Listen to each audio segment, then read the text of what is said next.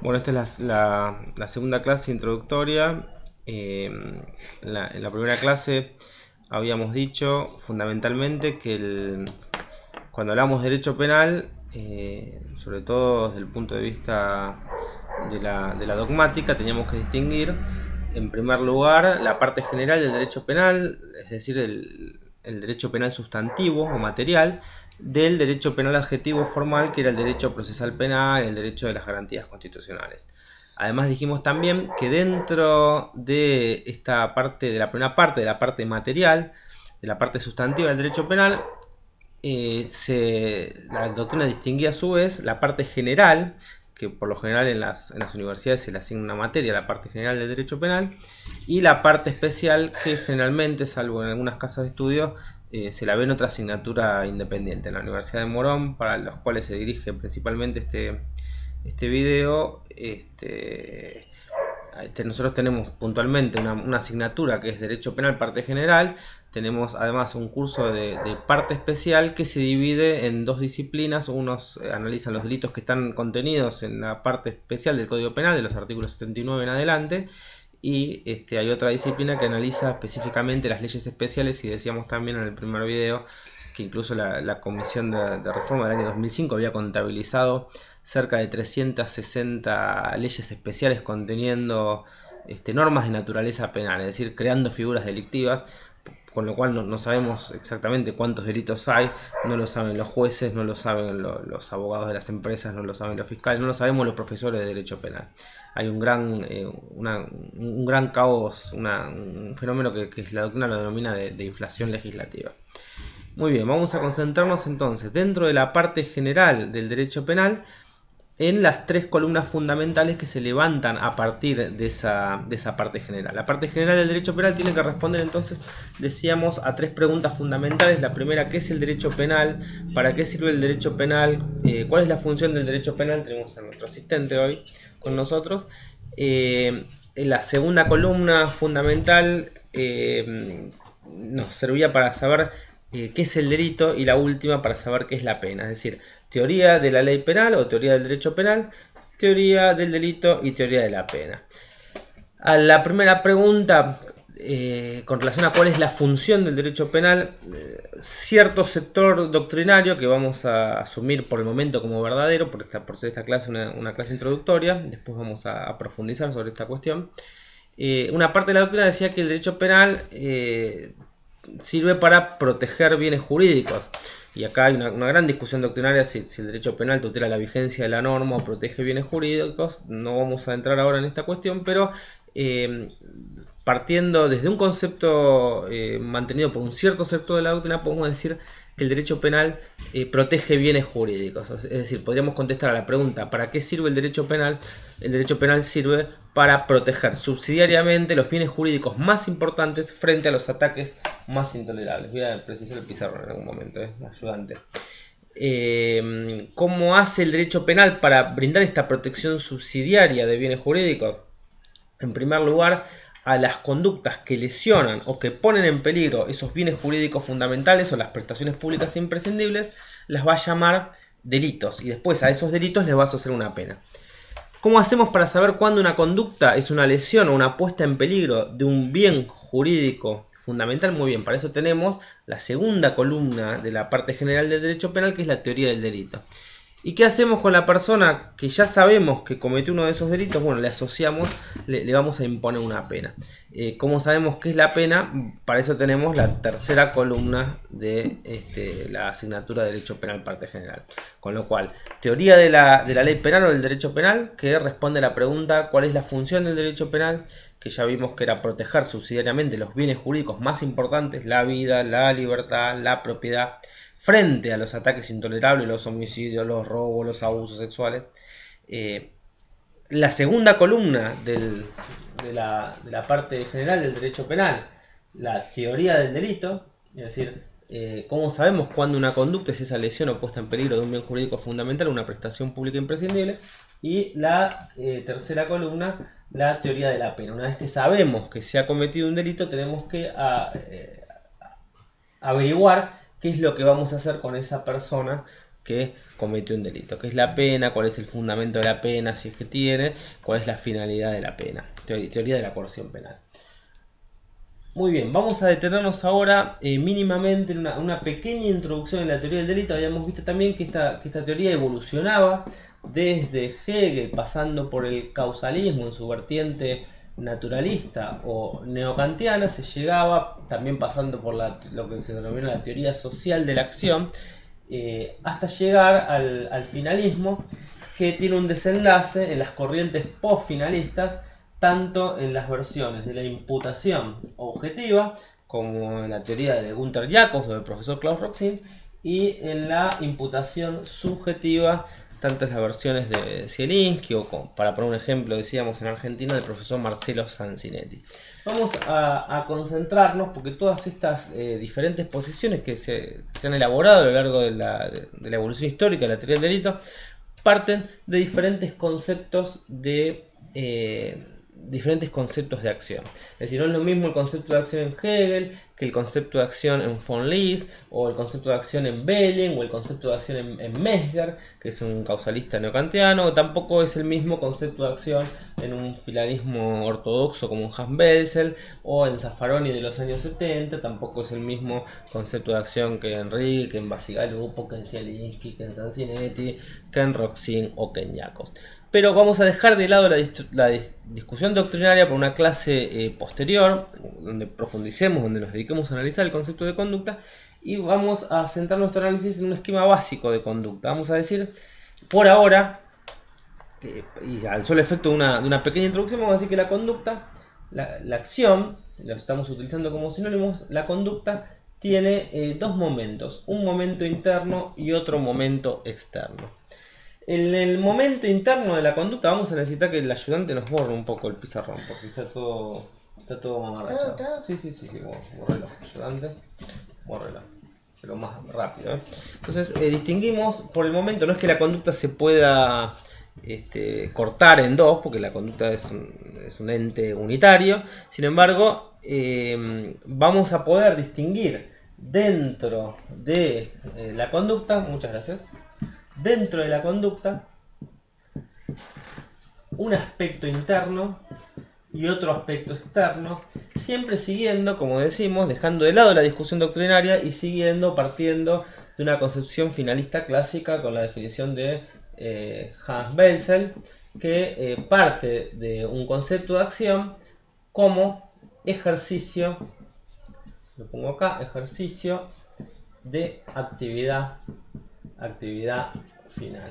Es decir, y esto lo vamos a adelantar acá arriba, hay un cierto consenso doctrinario en que el delito es una acción que es típica, como todos sabemos, que es antijurídica y que es culpable, y hay cierto consenso doctrinario en llamar a la acción típica y antijurídica un injusto penal. Es decir, el delito sería un injusto culpable, el injusto es la acción, más la tipicidad, más la culpabilidad, y si a eso le agregamos que es injusto, se lo puedo reprochar, que es culpable, que el autor es culpable por ese injusto, entonces luego de eso se puede recién imponer una pena.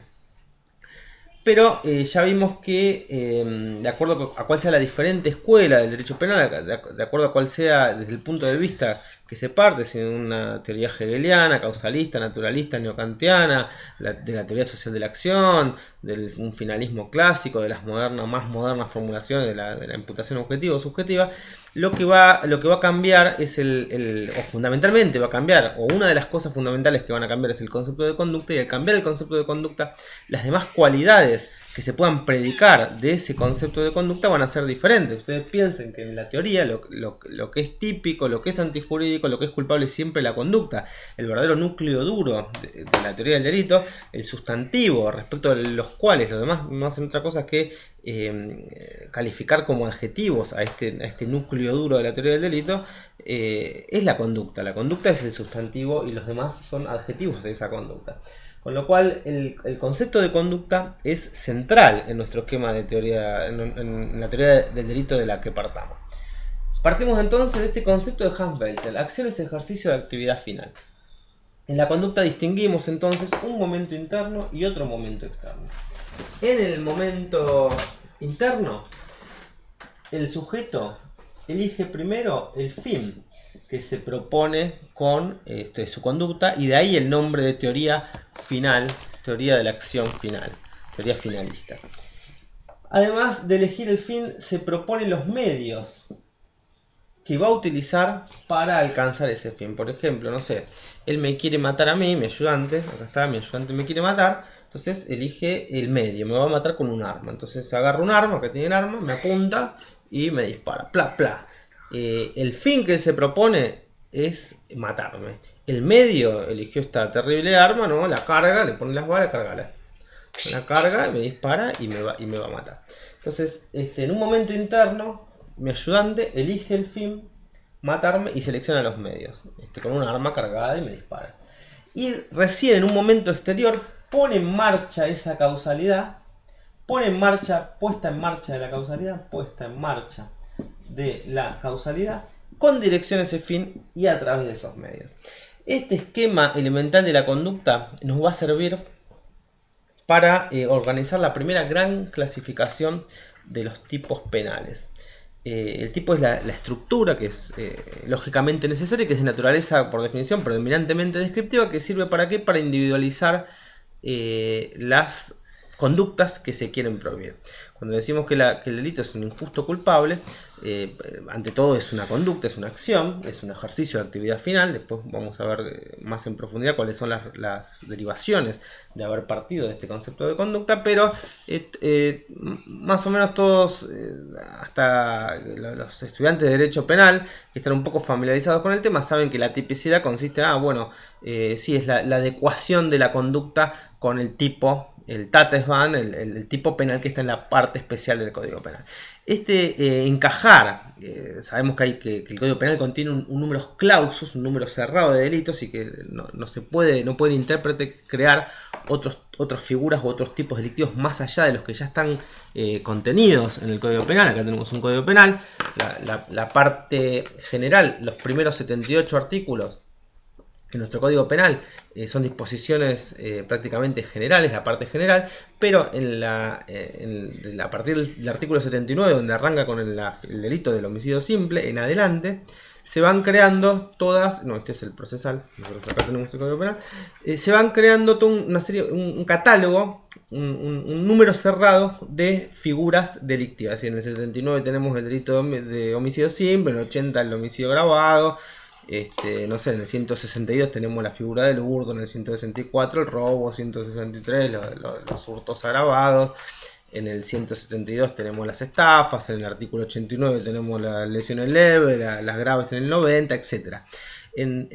Toda la parte especial del Código Penal es un catálogo punitivo, de delitos, y la tarea del intérprete se limitaría a decir, bueno, estoy en presencia de una conducta, entonces tengo una acción, tengo el primer eslabón de la teoría del delito, me tengo que fijar si esa conducta es típica, tendría que fijarme si encaja en la parte especial del Código Penal, si encaja en alguno de los artículos de la parte especial del Código Penal, y luego me tendría que fijar si además es antijurídica, es acción típica, y después si se la puedo reprochar al autor. Este segundo eslabón, este segundo tramo de análisis de la teoría del delito, es un tramo que en principio aparecería como algo muy sencillo. Decir, bueno, tengo que verificar que esta conducta encaje perfectamente en la norma penal. Pero encajar perfectamente en la norma penal, después vamos a ver que no es algo tan sencillo, que hay, como partimos de un concepto de conducta, en donde la conducta tiene un momento interno y otro momento externo, cuando hagamos el análisis que hay que desarrollar para saber si una conducta es típica, es decir, para saber si la conducta encaja perfectamente en la norma penal, vamos a ver que también vamos a tener que estudiar elementos objetivos y elementos subjetivos, los elementos que hacen al momento interno y los elementos que hacen al momento externo de esa conducta. Por ahora digamos, simplemente a los efectos de esta clase introductoria, que en el momento interno, el sujeto elige el fin y selecciona los medios, y que elegir el fin y seleccionar los medios nos va a dar lugar ya a la primera gran clasificación de los tipos penales en tipos dolosos y tipos culposos o imprudentes. ¿Por qué? Porque los tipos dolosos van a prohibir atendiendo a la mala finalidad provista por el autor. Mi ayudante se propuso como finalidad matarme. Ese fin ya la ley penal lo tiene como algo malo, y esos tipos que prohíben atendiendo a la mala finalidad prevista por el autor, se los denomina tipos dolosos. Hay otros tipos que vamos a ver que no prohíben atendiendo a la mala finalidad propuesta, tenemos varios ayudantes hoy, ¿no? Que no prohíben atendiendo a la mala finalidad propuesta por el autor, sino que prohíben atendiendo a una mala programación de los medios. Si yo me quiero ir a Mar del Plata con mi camioneta, está muy bien, el fin que yo tengo, irme de vacaciones a mi casa de Valeria del Mar, con mi camioneta está perfecto, me quiero llevar el cuatriciclo. Ahora, si yo lo hago, cuelgo el cuatriciclo de la parte de atrás de la camioneta y no lo ato, y lo hago en infracción a toda la reglamentación de tránsito vigente en nuestro país, y encima voy a 150 km por hora saltando por arriba del lomo de burro, y en el medio que salta un lomo de burro el cuatriciclo se me desprende y se cae arriba del auto que viene atrás y mato a toda una familia. Entonces el fin que yo me propuse, que no es matar a esa familia, el fin que me propuse de irme de vacaciones con mi auto a Valeria del Mar, a mi casa con mi familia, eso no es algo malo. El legislador no me va a prohibir esa conducta atendiendo a una mala finalidad, porque en definitiva la finalidad que me propuse no era malo, irme de vacaciones con mi familia no es algo malo, pero sí me va a prohibir esa conducta atendiendo a la mala programación, al medio incorrecto que elegí para alcanzar un fin que en sí mismo no era malo. Entonces ya tenemos la primera gran clasificación de los tipos penales. Si analizamos la parte especial del Código Penal, del artículo 79 en adelante y las leyes especiales, vamos a ver que una gran mayoría de figuras delictivas, casi la totalidad, prohíben atendiendo a la mala finalidad prevista por el autor. Pero hay una pequeña porción de casos en donde se prohíbe no atendiendo a la mala finalidad que tuvo el autor cuando realizó la conducta, sino a una mala programación, una mala selección de los medios elegidos para llegar a esa finalidad. Por otro lado, también vamos a ver que en la parte especial la mayoría de los tipos, tanto dolosos y culposos, la mayoría de los tipos se describen, se prohíbe, el legislador elige prohibir describiendo la conducta que se quiere prohibir, como el que matar a otro, el que se apoderar ilegítimamente una cosa mueble, total o parcialmente ajena, como dice la figura del hurto. Pero en otros supuestos, como en los casos del artículo 206 y 208,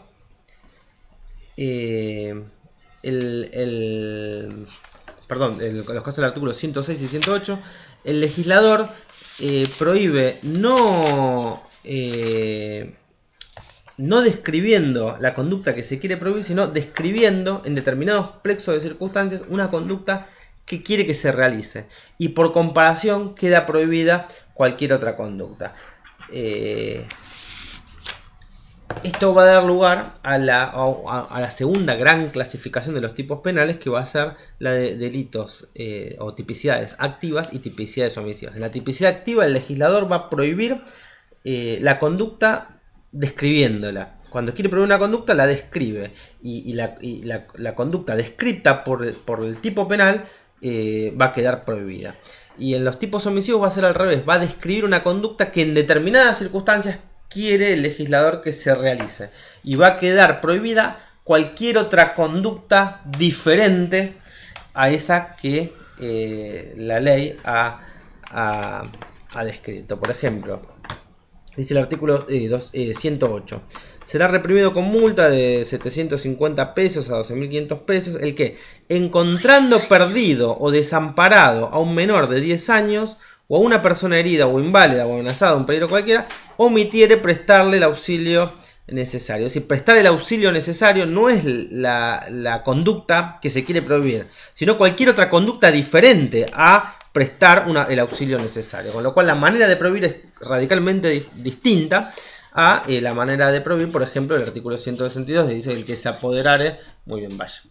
El que se apodera de una cosa mueble, total o parcialmente ajena, es decir, el que realice esa conducta típica estaría cometiendo el delito, y en cambio en la tipicidad omisiva, el que realice la conducta típica de prestar auxilio es el único que en esas circunstancias, el sujeto que se encuentra perdido, desamparado, un menor, etcétera, que en esas circunstancias es el único que no comete el delito, porque en las circunstancias, en ese plexo de circunstancias de las que habla la norma que establece un tipo omisivo, de esas circunstancias surge un deber de actuar.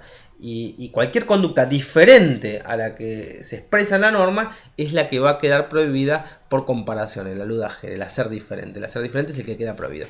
De manera que entonces esto no nos va a dar lugar, ahora se me fue el ayudante, pero básicamente podríamos ya ir haciendo una primera clasificación de los tipos penales y decir que va a haber tipos activos y tipos omisivos. Los tipos activos describen la conducta que se quiere prohibir, los tipos omisivos describen la conducta que en determinadas circunstancias hay que realizar, y tanto dentro de los tipos activos como dentro de los tipos omisivos va a haber tipos que prohíben atendiendo a la mala finalidad prevista por el autor, que son los tipos dolosos, y otros tipos que van a prohibir, como vimos recién, atendiendo a la mala programación de los medios, que son los tipos culposos o tipos imprudentes. Entonces esta primera gran clasificación de los tipos penales para esta pequeña clase introductoria nos va a dar lugar a 4 grandes categorías de diferentes tipicidades. Hay otros criterios de clasificación, pero este es uno de los más importantes.